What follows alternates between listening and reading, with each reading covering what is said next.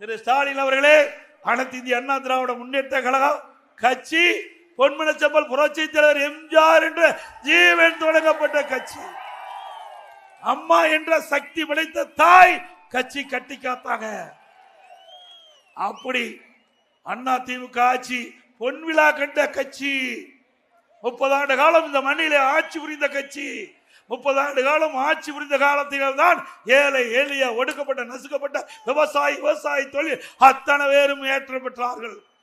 இந்தியாவிலேயே ஒரு சிறந்த அது தமிழ்நாடு தான். அது தமிழ்நாடு வருவதற்கு காரணமாக அண்ணா திமுக அரசாங்கம். இன்னைக்கு பேசுறீங்களே, எங்க பார்த்தாலும் இந்தியாவிலே சிறந்த மாநிலம் நீங்களா கொண்டாந்து திட்டத்தை அண்ணா திமுக கொண்டாந்தது, செயல்படுத்தியது.